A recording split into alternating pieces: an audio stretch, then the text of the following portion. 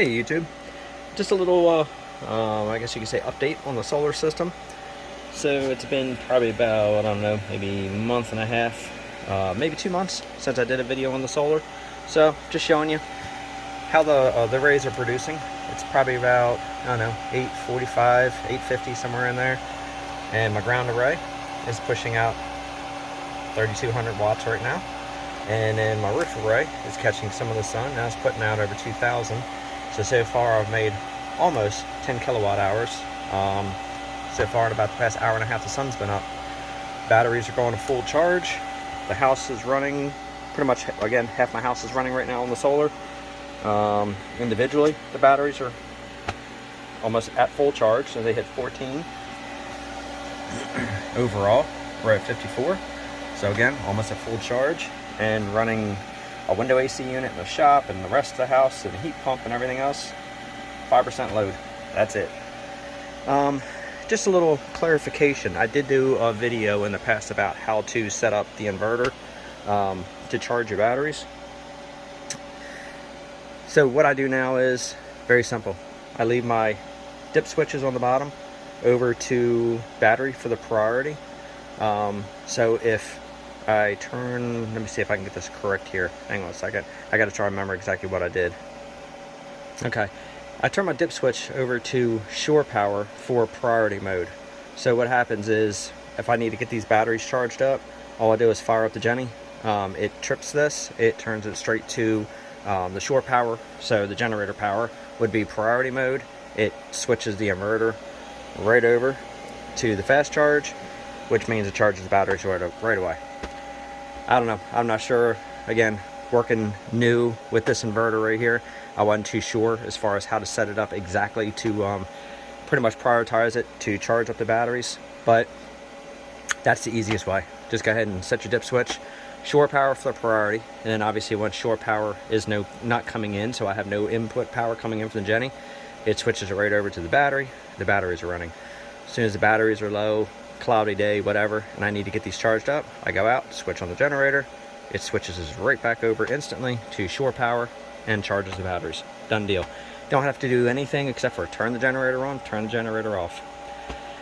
With 24 batteries, to get a good deep cycle, I can get them charged in about 2 hours depending on what state they're in, and that's usually about 12.2. I would say to get these a good deep cycle charge, 3 to 4 hours. You know, with a generator running, gets these batteries perfect. It gets me through the night and into the next morning till the sun comes up. So it doesn't really pull too much gas. I would say 4 hours of running on that generator takes about 1.5 gallons of gas to run. So that's not really that bad. I think it's like a 5 or 6 gallon, maybe a 5 gallon tank. I think it's on that generator. It's the 6800 watt rigid generator. Works great. The only thing I'm not really crazy about is obviously the generator doesn't put out the pure sine.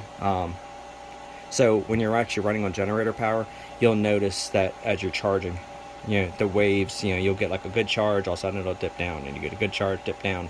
One thing I did notice that you want to be careful of when you are running the generator, make sure you have excellent airflow around the whole entire thing, because if the generator gets hot, it will actually boil the fuel. When it boils the fuel, it'll make the generator take some serious dips, and then it comes back up, and then it'll take some serious dips where it'll basically lag on your charge.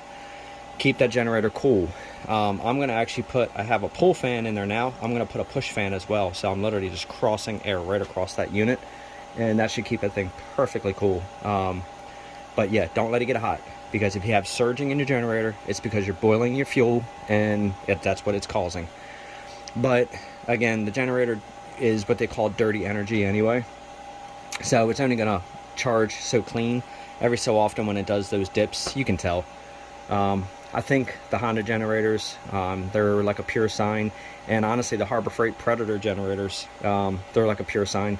So they're smaller, but they run good. So I don't know, maybe in the future I might actually get a couple of the Harbor Freights. I think they have a 7,000 watt I'd like to try, and I'm going to try that, and I'm going to hook it up to this, and I'm going to see how good it runs. So there will be a future video for that when I change over to it. But for right now, this was just a quick recap on the power. And as you see, like I said, I'm running, besides the house, a window AC unit in my shop. 6% load. That's it. So again, early morning, pulling in plenty of power, except this one here is the ground array, this one right here is the roof array. So you can see which one is getting more sun right now. But yeah, you can see right there the kilowatt hours, how much they've gone up since I've been doing this video with you. So again, keep them clean. We just hosed these panels all down yesterday again, got all the pollen, all the dirt off of them. If you're on offshore, the off-grid, sorry, keep them clean. That will make all the difference in the world on your solar system. Other than that, that's it for today. It was just a little update on the solar. Again, everything's still working absolutely perfect. This coming week though, I am going to go ahead and start doing the battery maintenance on here. I want to check all my levels, and then we're going to do the equalization. I will have a future video coming up where I'm going to have a set of battery tenders on here that's going to help equalize all these batteries to keep them all pretty much in the same state.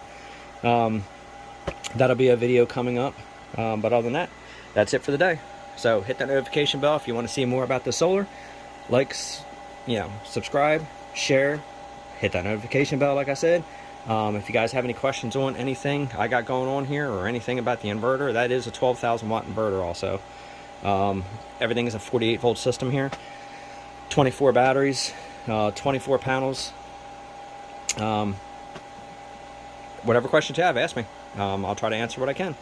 Other than that, that is it for the day.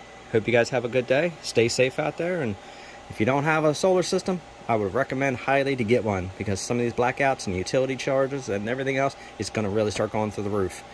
You may be a little late in the game to get a system the size I have, unless you have a lot of money. I have about 11,000 tied up in this whole system right now with all these batteries. But if you can do it, I would say do it. It's just as important as your food. You want to keep your power going because you want to keep your refrigerator and your freezers going without them basically cutting off your power and ruining all your food. So anyway, hit that notification bell and stay tuned for the next video. Thanks for watching.